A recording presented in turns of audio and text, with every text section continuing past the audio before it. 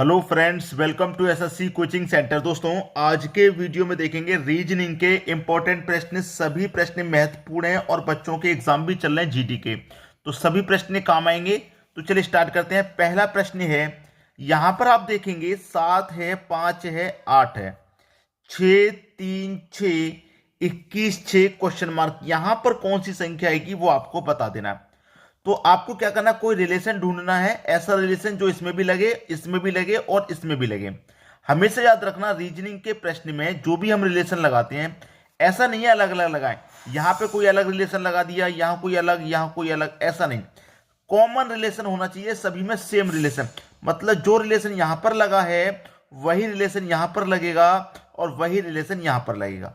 ऐसा रिलेशन होना चाहिए कोई एक, ठीक है। तो देखिए, यहां पर जब मेरा क्वेश्चन मार्क है नीचे, तो मैं ये देखूंगा कि ये नीचे वाली संख्या कैसे आई, ये नीचे वाली कैसे आई, और उसी तरीके से ये नीचे वाली मिलेगी। तो नीचे वाली संख्या कैसे मिलेगी दोस्तों, ऊपर वाली संख्या को कुछ ना कुछ हमें करना होगा। तो मैं अगर ऊपर वाली संख्या को जोड़ूं, 7 और 5 को अगर मैं जोड़ दूं तो कितना हो जाएगा, 12। ठीक है, 12 में क्या करूं, अगर मैं 3 से डिवाइड देता हूं तो कितनी बार में जाएगा, 4 बार में। 4 बार में जाएगा भाई। मैं 3 से 12 में डिवाइड दूंगा, 4 बार में जाएगा। चाहिए मुझे 8, तो 4 का गुना 2 से कर दूंगा तो मुझे 8 मिल जाएगा। क्लियर है। दोनों को जोड़ के 3 से डिवाइड, फिर जितनी बार डिवाइड गया 2 से गुना। ऐसे ही मैं क्या करूं, यहां पर भी दोनों को जोड़ूं तो 6 और 3 कितना हो जाएगा भैया, 9। कितने से डिवाइड मैंने किया था यहां पे जोड़ने के बाद, 3 से, तो यहां भी जोड़ने के बाद 3 से करूंगा। कितनी बार जाएगा, 3 त्रिक 9, 3 बार में गया।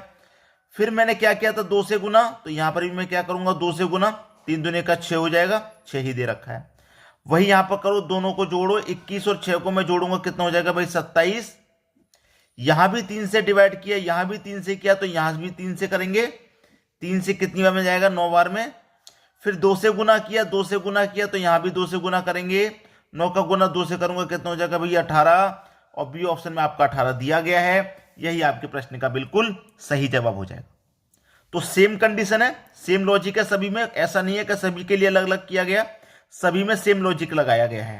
ठीक है, और उम्मीद करूंगा कि सभी को प्रश्न आसानी से समझ में आ गया होगा। ठीक है, अब देखेंगे अगला प्रश्न। अगला प्रश्न है, प्रश्न में दोस्तों आप देखेंगे आपको 3 अलग अलग ट्राइंगल नजर आ रहे हैं। ठीक है, अलग अलग ट्राइंगल नजर आने के बाद में आपको संख्याएं दे रखी है, 3, 2, 1, 34, इस तरीके से। तो देखिए, तीनों में क्या होगा, मैं पहले बता चुका हूं, सेम रिलेशन लगेगा, कोई सेम लॉजिक होगा वही लगेगा सब में। यहां पर भी, यहां पर भी, यहां पर भी सेम लॉजिक लगना चाहिए। क्वेश्चन मार्क मेरा कहां पर दिया गया, यहां पर दिया गया। यहां पर कौन सी संख्या आएगी वो बताना है। कोई लॉजिक लीजिए। लॉजिक ये है कि ये मेरे पास क्या है, 34 है, बीच में 61 है और यहां पर 70 है। तो हम लॉजिकल क्या करते हैं, जिस तरफ हमारी बड़ी संख्या होती है प्रश्न को उसी तरफ लेके चलते हैं हम कि ये बड़ी संख्या हमारी कैसे प्राप्त होगी। ठीक है, तो ये 34 प्राप्त करना है हमें। कैसे प्राप्त होगा, 3, 2, 1 का कुछ करना पड़ेगा जिससे कि 34 प्राप्त हो जाए। तो मैं क्या करूं, ये जो मेरे पास 3 है, मैं 3 का क्यूब कर देता हूं भाई। 3 का क्यूब कितना होता है, 27। मेरे पास 2 है, 2 का भी मैं क्यूब कर देता हूं, कितना होता है भाई, 8। 3 का भी क्यूब किया, 2 का भी क्यूब किया, दोनों को जोड़ेंगे तो 27 और 8 कितना होता है भाई, 35 होता है। ठीक है, 35 होता है। 27 और 8 कितना होता है, 35। दोनों का क्यूब किया है मैंने ऊपर वाली संख्याओं का। ठीक है, जो नीचे वाली संख्या है उससे अगर मैं घटा दूंगा, 35 में से घटा दूंगा तो कितना जाएगा, 34। 34 ही दिया गया है। ऊपर वाली दोनों संख्या को क्यूब किया, नीचे वाली संख्या को घटा दिया, ये वाली संख्या मिलेगी। तो वही मैं यहां पर करूंगा, ऊपर वाली संख्या का क्यूब करूंगा तो 4 का क्यूब करूंगा भाई मैं, कितना हो जाएगा, 64। 4 का क्यूब 64। 1 का क्यूब कितना रहेगा, 1 ही रहेगा। दोनों को मैं जोड़ लूं, 64 और 1, 65। ठीक है, दोनों का क्यूब किया, दोनों को क्यूब करके जोड़ लिया। नीचे वाली संख्या को यहां पे घटाया था, तो नीचे वाली संख्या को मैं यहां पर भी घटा दूं, तो 65 में से 4 घटा दूंगा, कितना आ जाएगा भाई, 61 आ जाएगा। क्लियर है। अब वही मुझे यहां पे करना है, इसका भी क्यूब करना है, इसका भी क्यूब करना है, दोनों को जोड़ के इसको घटा देना है। ठीक है, अब देखिए मैं 4 का क्यूब करूंगा भाई। 4 का क्यूब कितना होता है, 64। ठीक है, 64 होता है। 64 हो गया 4 का क्यूब। लेकिन यहां पर कौन सी संख्या आएगी, उसका भी मैं क्यूब करूं और फिर दोनों में क्यूब में से 2 को घटा दूं। अब मैं डायरेक्ट 4 के क्यूब में से मैं 2 को अगर घटा देता हूं तो कितना आएगा भैया, 62। लेकिन चाहिए मुझे कितना, यहां पे 70। ठीक है, इसका क्यूब और जोड़ू मैं। अब मैं 62 में कितना जोड़ूं कि मेरा 70 हो जाए, किस संख्या का क्यूब जोड़ूं? तो आप जानते हैं कि अगर मैं 2 का क्यूब करूंगा तो 8 होता है। तो इसमें मैं कितना जोड़ूं दोस्तों? इसमें मैं 2 का क्यूब 8 जोड़ लूं। यहां पर कौन सी संख्या आएगी? मेरी 2 आएगी। 2 का क्यूब मैंने 8 जोड़ लिया, तो इसका मतलब 64 और 8 कितना हो जाएगा भाई? 64 और 8 72।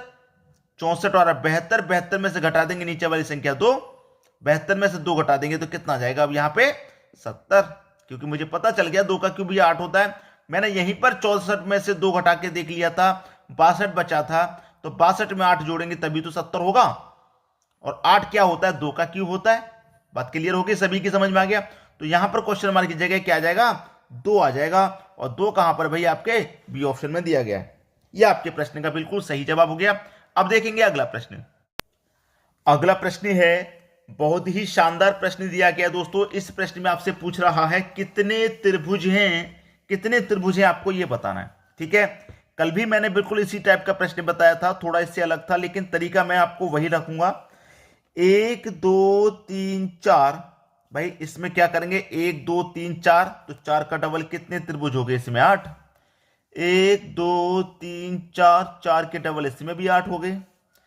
1 2 3 4, 4 का डबल इसमें भी 8।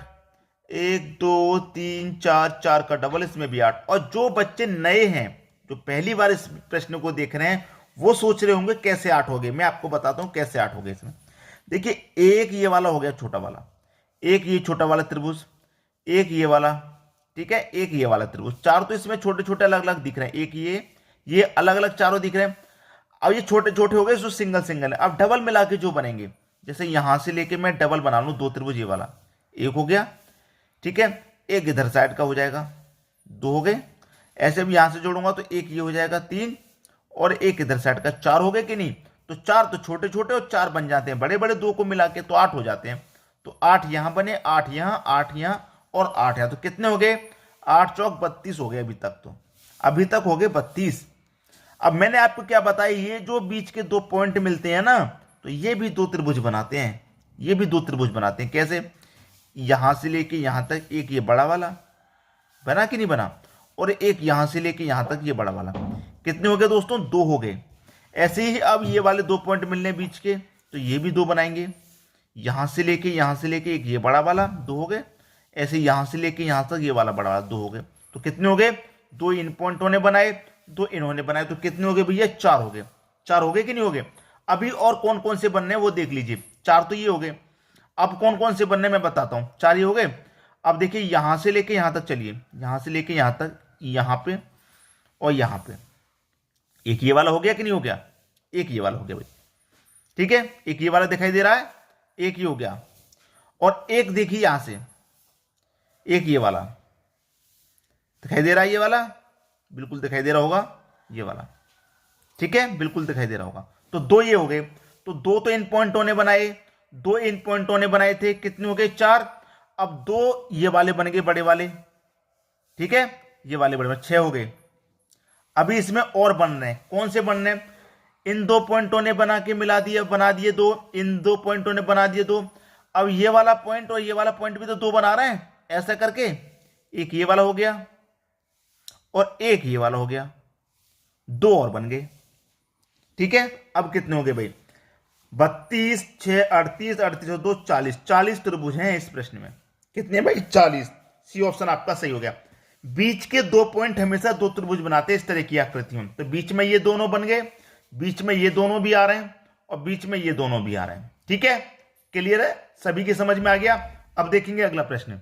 अगला प्रश्न है, वह आकृति चुनिए जो गहना, सोना और चांदी के बीच संबंधों को दर्शाता है।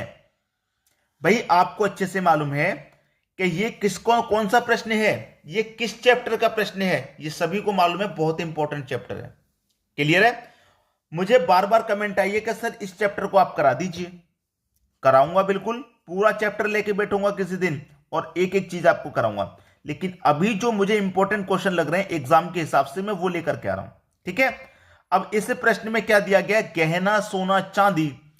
अब सभी को एक चीज क्लियर पता है भाई, गहना और सोना चांदी कोई अलग अलग तो है नहीं। देखिए, सबसे पहले क्या होगा इसमें, गहना, सोना, चांदी आपको दिया गया है, ठीक है। यह हो गया दोस्तों आपका सोना, क्लियर? ये आपका सोना हो गया। और ये हो गया दोस्तों आपका चांदी। भाई सोना अलग चीज होता है, चांदी अलग चीज होती है, लेकिन ये सोना और चांदी किसके अंतर्गत आती हैं, किसमें शामिल है तो भाई दोनों गहना, है तो दोनों गहने। भाई गहना ही तो है, सोना भी गहना है और चांदी भी गहना है। तो ये मेरा बीच का क्या बनेगा, गहना। गहने से ही सोना है और गहने में ही चांदी है। जो सोना चांदी है वो दोनों गहना ही तो है। तो ये पहले जो आकृति आपको नजर आ रही है बिल्कुल सेम आकृति यही बनेगी। सोना चांदी तो अलग अलग हो जाएंगे, लेकिन दोनों टच में किसके में है, गहने के में है। क्लियर है, सभी की समझ में आ गया। अब देखेंगे अगला प्रश्न। अगला प्रश्न है, दी गई आकृति में कितने त्रिभुज हैं जी आपको बताना है। एक डिफरेंट आकृति आपको दी गई है और पूछ रहा है कि त्रिभुज बता दीजिए।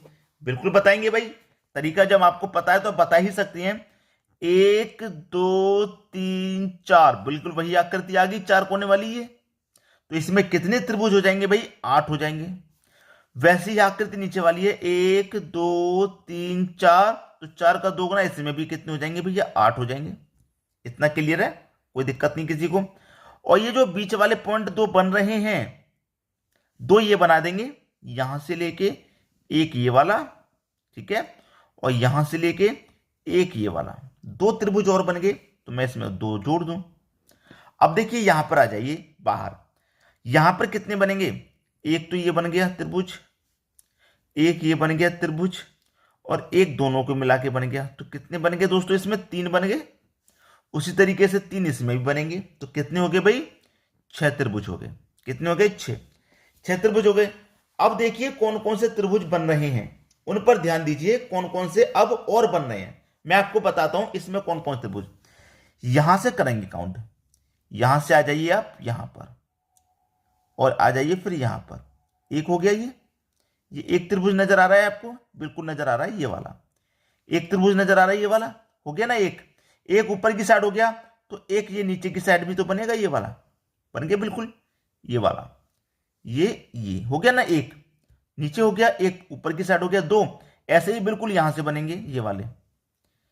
एक ये वाला बनेगा, बिल्कुल बनेगा कि दिख रहा है, और एक बिल्कुल नीचे की साइड बनेगा, ऐसा ही बनेगा कि नहीं बनेगा ये वाला। तो कितने हो गए, 2 इधर बन गए, 2 इधर बन गए, 4 त्रिभुज इसमें और बन गए।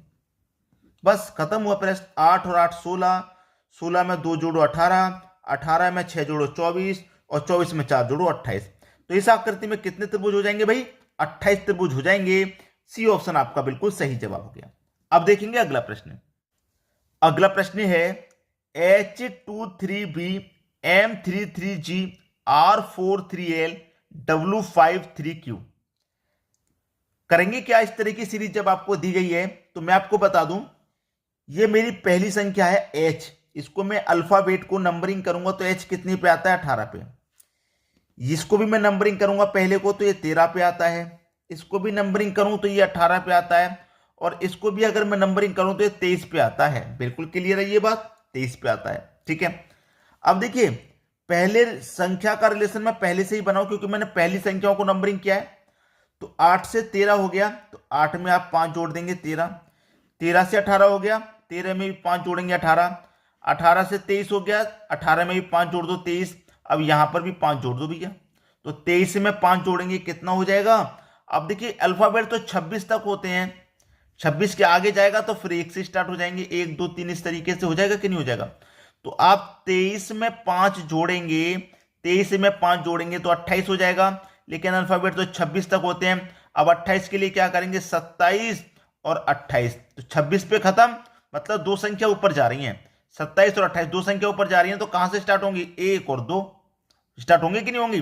26 से आगे तो संख्या होती नहीं है, अल्फाबेट होते नहीं है। तो 26 के ऊपर जब बढ़ती जाएगी तो फिर से ABCD शुरू हो जाएंगी 1 से। तो 26 के 2 आगे जा रही है ना, तो 1 2 पे आ जाएंगे, 2 पे क्या आता है आपका, B आता है। तो इसका मतलब यहां पहले नंबर पे क्या आ जाएगा, यहां पे आ जाएगा 2 नंबर, 2 पे आ जाएगा यहां B। अब ऑप्शन में देखिए किस ऑप्शन में सबसे पहले B दिया गया है, पहला ही ऑप्शन है, तो यही सही हो गया। आगे चेक करने की क्या जरूरत पड़ी, बिल्कुल जरूरत नहीं पड़ी। तो उम्मीद करूंगा सभी प्रश्न आपको आसानी से समझ में आ गए, किसी को भी यहां प्रश्न में कोई समस्या नहीं होगी। ठीक है दोस्तों, वीडियो देखने के लिए आपका बहुत बहुत धन्यवाद।